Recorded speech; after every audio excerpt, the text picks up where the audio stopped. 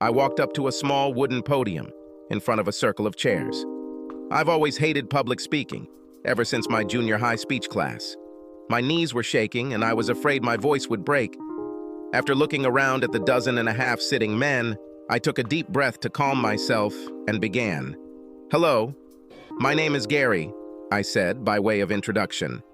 After a short pause to catch my breath, I continued, "And I'm a cuckold." I waited at least 20 seconds, watching the audience's reaction. Most seemed startled by my statement, their expressions ranging from disbelief to just a blank stare, but not a single man smirked at my initial self-deprecating confession. Well, not quite. But the fact that I have this stigma on me infuriates me beyond belief. This is my second meeting, and I've listened to half a dozen of your stories, so I decided to share mine. Unlike most of you, I'm still married. My lawyer suggested I get anger management counseling while we work through my divorce case, and I get my ducks in a row. So far, it seems to be helping. At least I haven't killed anyone yet. This was met with smiles and quiet laughter. Before all this started, I didn't consider myself a trusting person. I had no idea that I was unobservant, I suggested. I sincerely considered myself a loving husband, hoping that I would soon become a proud father. I never considered myself a victim. I also never considered myself a failure. I was never at the top of anything I did, but I wasn't one of the losers or anyone who came close.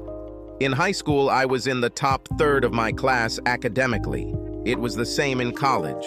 I graduated from college with a 3.4 GPA, which was more than enough to get me into graduate school, where I again did well working as an accountant. Upon graduation, with a little more experience under my belt, I landed a good job as a licensed accounting specialist and thought I was on a solid path to success. Then, the rug was pulled out from under my feet. Academic and then financial success are one thing, but when something that defines who you are is ripped away from you, it's the worst thing a person can face, I said. When your wife tells you that you are not good enough for her, well, maybe not directly or verbally, but rather in practice, it is destructive. I started hyperventilating. I grabbed this little platform and held onto it like a life raft in a stormy sea. "Sorry, I got a little off target," I said, regrouping. The two men in the front row gave me a thumbs up and nodded to indicate that they understood me and that I could continue. "Let me look back," I said. "I'm not going to start telling you how beautiful and sexy my wife is, how big her breasts are and all that. I'm not going to describe our sex life and say that it was super hot and we had passionate sex every day. I will say that we were active in bed and seemed to have a great life outside of the bedroom. She was my best friend and life partner. Or so I thought. Ava and I met in college the semester before I received my bachelor's degree. Everything worked out for us, and we got married the following summer. I immediately got a decent job as an accountant, so I could pay for her education. Then, after the year of work experience I needed, I finished my degree, and Eva became a paralegal. Recently, she announced her desire to go to law school. I snorted. Good luck to her with that. I won't pay for it. This caused a few chuckles from the audience. With 2 college loans, we didn't have kids or even buy a house until we both felt we could afford the expense, I said. Last year, after 5 years of marriage, we bought an old 4-bedroom house and I completely remodeled it. I gutted the interior and even changed the floor plan to suit us. I turned it into what Ava and I envisioned as our future home. My older brother is a contractor who specializes in renovating old houses and turning them into dreams for his clients.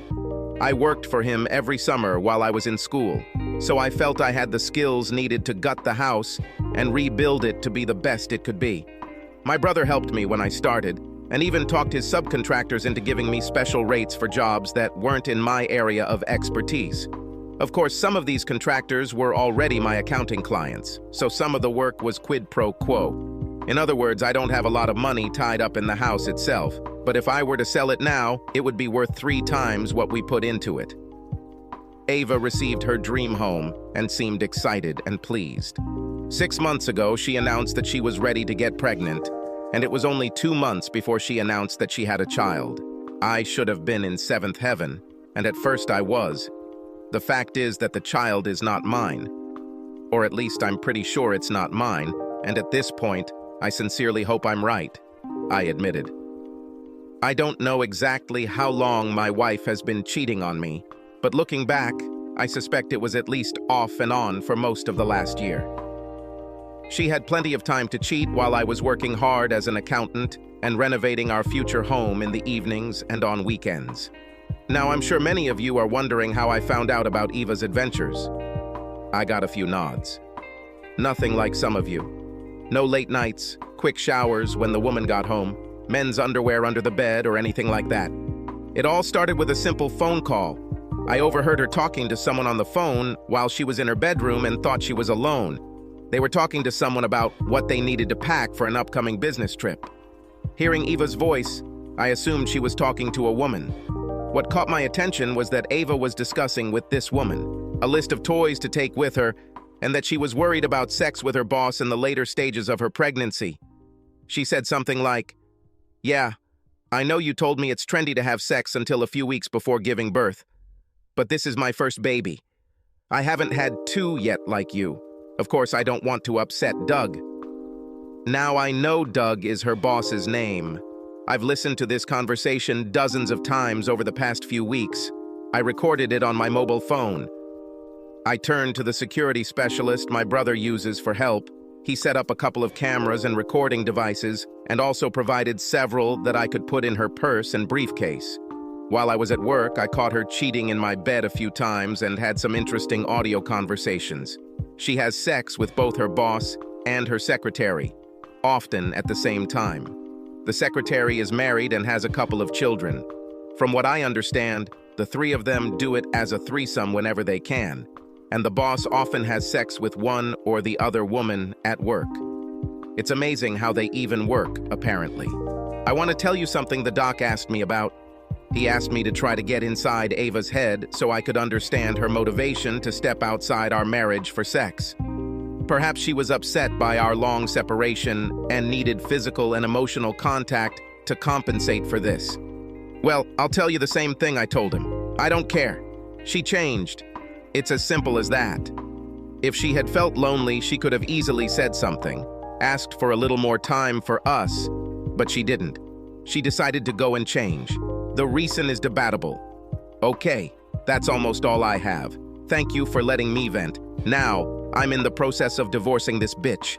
This morning, she left for another meeting out of town with some corporate client. And yes, the boss and secretary are coming too. I finished my speech.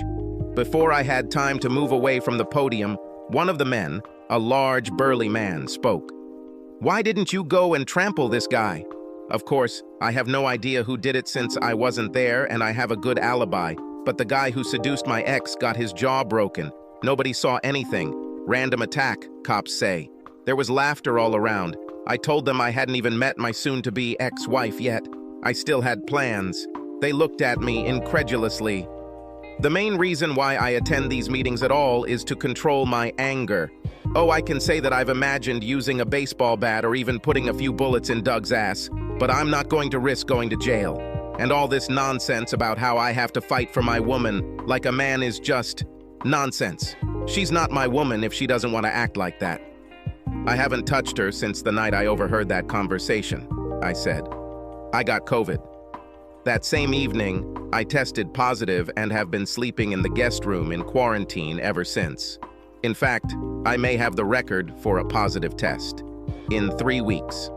Actually, I looked online, and it says that in some cases, I can be positive for a month. And with the pregnancy, it's just safer for me to sleep in another room. I chuckled. I got a few smiles and thumbs up. I walked away from the podium. The group leader, a therapist, came forward and thanked me for my honesty and openness. He asked me to continue coming to public meetings as well as our private consultations. I told him I'd think about it. I may need to blow off some steam later, but for now, the lion is kept in a cage. I'm here only at the insistence of my lawyer. My lawyer said I was on the verge of breaking down and needed a relief valve. Merely planning to divorce Ava was not enough to calm my anger. Unlike an Alcoholics Anonymous meeting, these meetings ended with everyone drinking. We all went to a bar in the next block. So you didn't even tell that bitch that you know she's cheating? One guy asked incredulously. I shook my head. Damn, I exploded, slapped my wife, and then kicked that asshole out the door? Of course, she told me she was going on a date with a guy when he walked in the door behind her. He stood there grinning as she told me she was leaving and probably wouldn't be back until the next morning. If he hadn't been so damn fast, I could have killed him. I was kicking in his car door trying to get to him when the police arrived. That's why I go to these meetings. Court ordered to deal with anger. What about these other guys? I asked.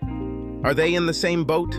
The reason I ask is because some people seem to enjoy hearing my story. I wonder if among them there are those who came for prospects. The guy looked at me blankly and asked, prospects? Yes, you know, like in the old joke. A teenager goes to confession and admits that he had sex with a girl at school. The priest asks if it was Mary.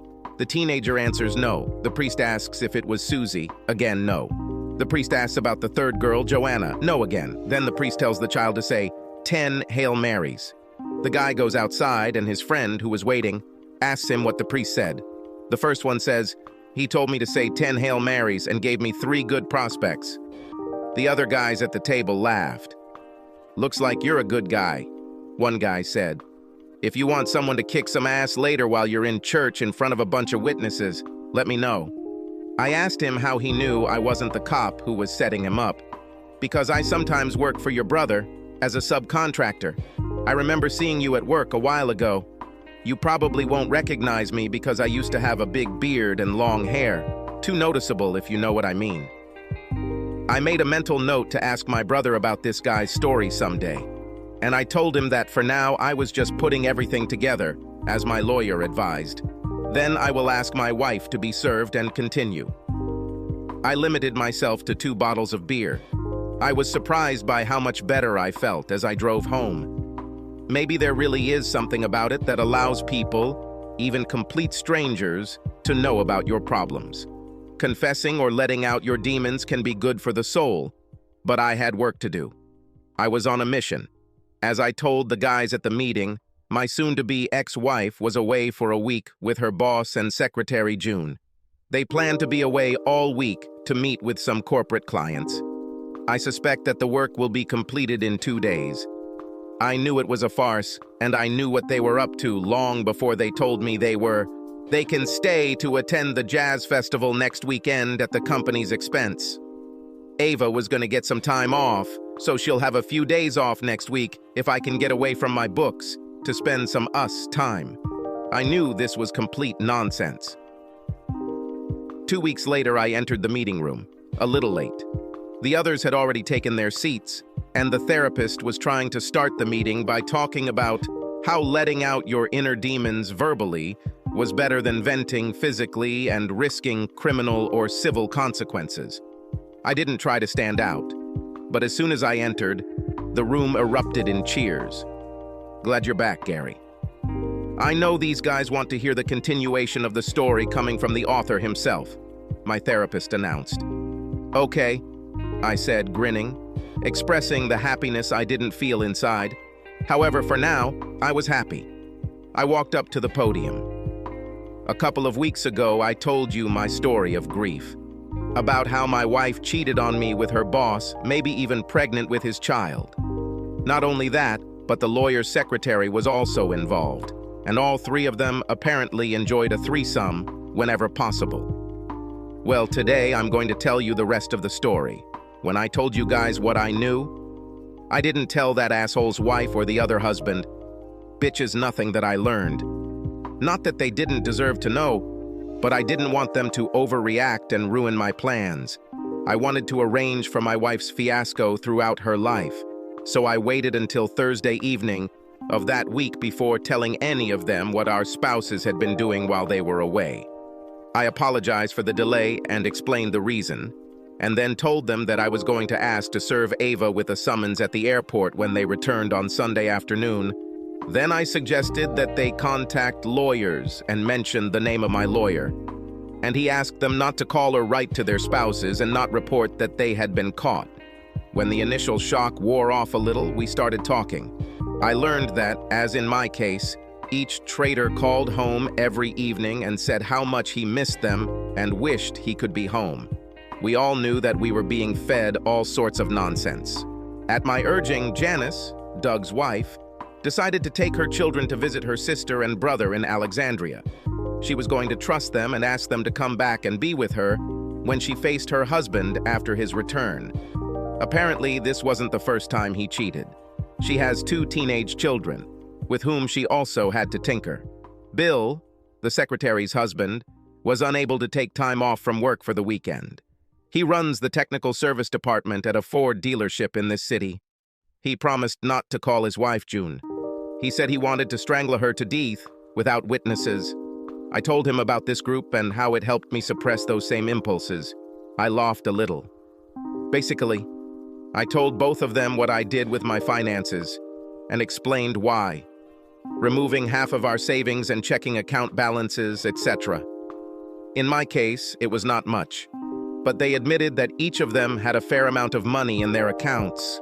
I told them I wasn't going to cancel my credit cards until the last minute, but would pay the bill from a joint account to make sure my wife paid her half.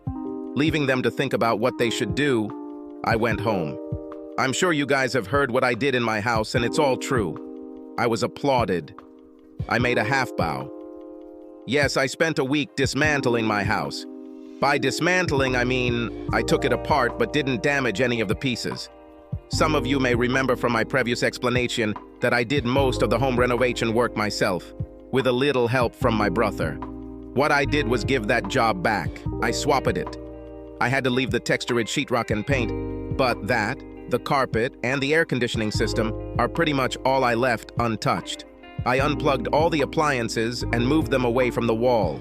The stove, dishwasher, refrigerator were unplugged, and even the wiring harnesses had been removed. Each part was carefully packed in a bag and attached to the device. I even took out the garbage disposal and left it in the middle of the kitchen floor and took the sink and faucets apart and removed them. I decided to keep the kitchen cabinets. I could take them apart and did take a few apart, which 2 of us were able to lift easily after loosening the mounting bolts. But it was just to show my soon-to-be ex her beautiful kitchen. I also left the kitchen counters alone since I was using a one-piece system that I couldn't rip off the wall without damaging. In the bathrooms, things were different. I drained the water and removed the toilets, disassembled the bath tubes, even removing the faucet handles again. We even scrapped the edges of bath tubes and sinks to remove plaster and cowlack. When we were finished, it looked like a pile of used plumbing fixtures. Only a few exposed pipes and cut-off valves stuck out from the walls. The jacuzzi and shower stall were left untouched, for the same reason I left the kitchen counters. I then took the bed and dresser apart as much as possible. Everything about the bed was simple. The mattress, springs, and everything else were easily disassembled and stored in the halwai. All I could do with the dresser was empty it. All of my wife's clothes were put away in our bedroom closet, which, of course, no longer had the beautiful louvered doors. Our furniture looked good and was actually very expensive, but like so much furniture these days, it was hastily put together. We bought most of the furniture unassembled. I took apart everything that was originally there. My wife didn't lift a finger to help collect them. The shelves lay in pieces on the floor. The chest of drawers that held my booze and all my wife's trinkets was in tatters, and all the fittings neatly packed away. I wanted to make sure nothing was damaged. The last to be removed were the ceiling fans and light fixtures from each room. The only thing I left was the chandelier in the dining room, but I took the light bulbs out of it. Oh yeah, I removed every switch and outlet in the house. We fixed the wires even though the electricity was out. I had to contract to install the air conditioning system, so I left it alone. I installed the water heater myself, but left it untouched. Now you're probably wondering what I did with all the things I pulled out of the closets, shelves, and walls. Well, I don't want any of these things because they will remind me of betrayal, so we laid them out on the floor in the bedroom. I mean, every plate, every glass, every little figurine was neatly arranged from the front of the cabinet to the door. You couldn't walk from the door to the closet without clearing a path first. Well, I took that back because the door was no longer there. There were no doors except the outer ones, which I left in place for safety. I have already explained that I am an accountant. So, I saved the receipts for everything we bought for this house. My wife and I paid for it out of our shared budget, so I was going to give her half of those fixtures and fixtures back. Just without the job or what I called the sweat equity I put into the house. My wife did virtually nothing except select equipment and help plan the renovation. I will want several mobile devices, such as a coffee pot, microwave, and the like. This will give my ex something to argue about. I got a few appreciative chuckles. By the time her plane landed at the airport, everything I had assembled or installed in the house had been dismantled. I received a call from the bailiff who served her with the divorce papers, and I sat down to wait for her to return home. June, the secretary, drove them to the airport in her van and dropped them off. My brother and I were waiting with a couple of neighbors who wanted to see more of the show. They had been watching me tear down the house all week and could confirm where I was and what I was doing. While we waited for the scammers to return home, we consumed the contents of my liquor cabinet and ate steaks from the freezer that I kept for myself. All other groceries were delivered to Eva's mother's house at the beginning of the week. I told her my freezer was out of order, but that didn't explain all the canned goods and condiments I had brought. The poor woman was too confused to ask what was going on. I knew that soon she would find out everything. June only stayed long enough to let Ava and Doug out of the van. It's a wonder why Doug even came home with her. I walked forward, leaving the others to watch from the side of the house as Ava climbed out of the van, followed by Doug, her lover. Both were ready to be perceived together. She screamed, waving the envelope they gave her. He was furious, demanded to know what lies I might have told his wife, and declared that he was going to give me a legal burial for slandering his character. I filed for divorce on the grounds of adultery and listed him as one of the parties. As you all know, the courts don't really care about the reason for divorce, but my application for adultery has shed new light on this issue. Or rather, it added a little awkwardness because it became part of public history. Around the same time, Doug's wife arrived with her sister. I knew Ava's arrival time because I had tracked her cell phone, so I called Janice and told her they were on their way. Janice already called me to tell me some of what she discovered when she returned home after a weekend away from home. She asked if I was at her house that weekend. I honestly told her that I worked a lot at home and hardly went anywhere except to my brother's to sleep at night. Apparently, she couldn't park in her garage when she got home. The entire driveway was littered with car parts. Not just parts, but parts that were her husband's beloved '65 Ford Mustang. It was his pride and joy, and he showed it off boastfully to every visitor to his home. This car originally belonged to his father and was Doug's first car. She had great sentimental value to him. His father gave it away for safekeeping. Years later, Doug completely restored the car. I heard people laugh and say that he loved that Mustang more than his wife and children. This may have been an exaggeration, but not by much. Of course, Doug was a little upset when he saw his wife arrive and immediately started with a lame comment that everything she could hear was a complete lie. She didn't tell him that she was waiting for him at home. We all stood outside while my wife carried the suitcase into the house. Then a scream came from there. Ava rushed to the door, screaming, "What the hell did you do to my house?" I knew that she didn't have time to really look around. All she saw were things piled up in the living room. It's surprising that she didn't notice the lack of blinds and curtains before she even entered the house. I think she was a little out of it after being served at the airport. All the windows were open, as one of the first things I did was to remove the blinds, take them apart, and fold the curtains. When I cut the power, the only light we had was outside during the day or from the generator we were using. I went inside, followed by my brother and the rest of my retinue. In a calm tone, I told my ex what I had done. I was preparing the house for a 50-50 division of our property. She demanded to know where her things were.